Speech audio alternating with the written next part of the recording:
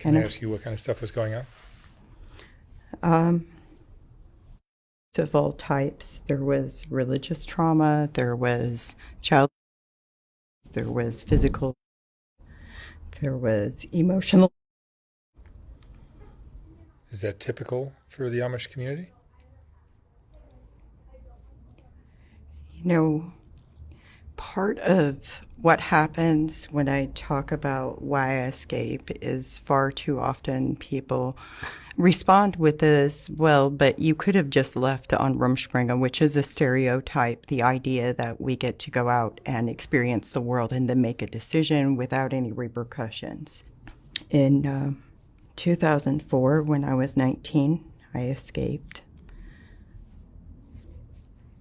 from the that I had experienced. And I ended up reporting it. And there were 5 people in my immediate family that were arrested and prosecuted for crimes they committed. But when you also consider that in 2021, I co-wrote a research study on child within Amish, Mennonites, Anabaptists, and other religious communities. What we discovered without a shadow of a doubt is child does exist within Amish settlements and homes. And you reported your family members. What was the aftermath of all that? Oh my. Well, I was shunned in April 2004.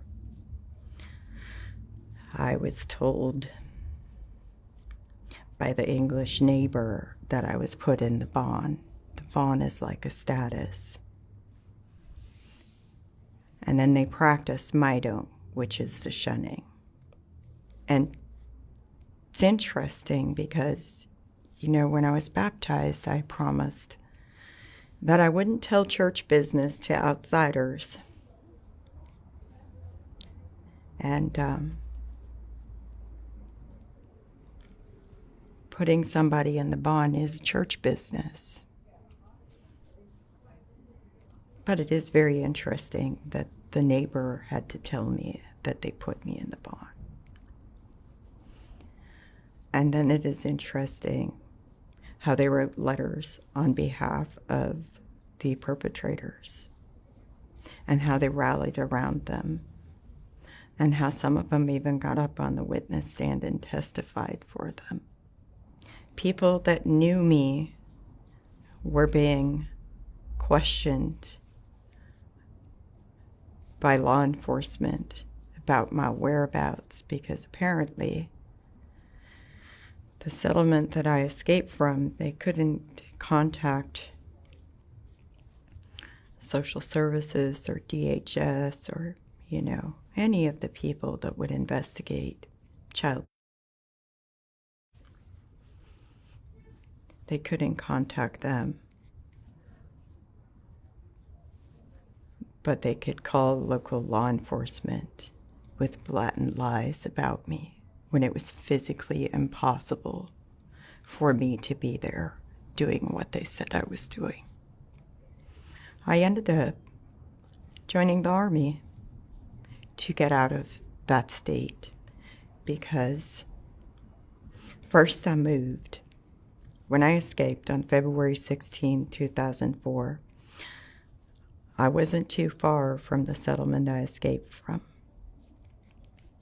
But then I moved, and as the court cases went on, I moved again. I moved further away. And when my friends were being questioned, my coworkers were being questioned, I asked law enforcement, what can I do? Because I'm not doing these things, and I don't know how to make it stop. And they said, really, the only thing they know is to move away. So I moved again. I moved 2.5 hours away.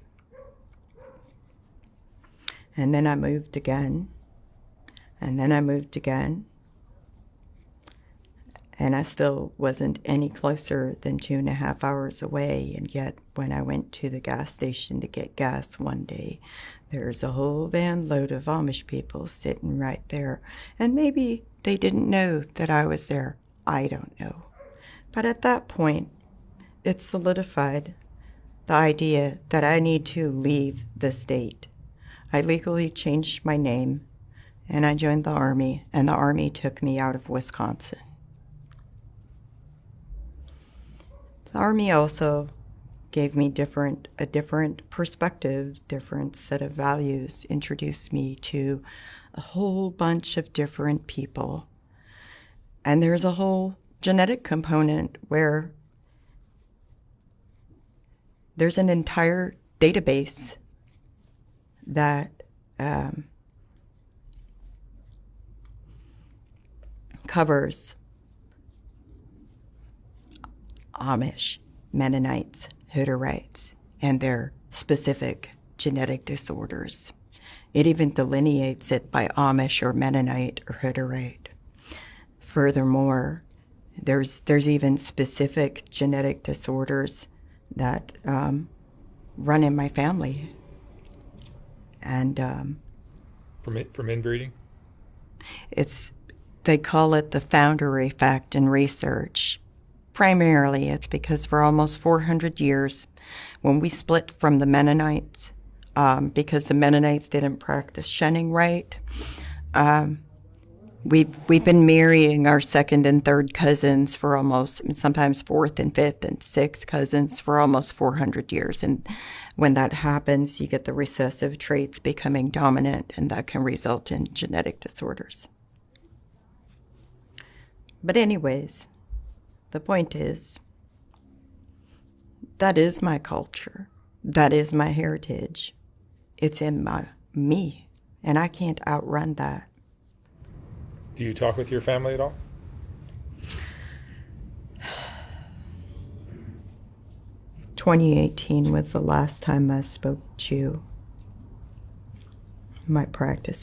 any of my practicing Amish family. But ultimately, I was also told never to come back by someone I care deeply about.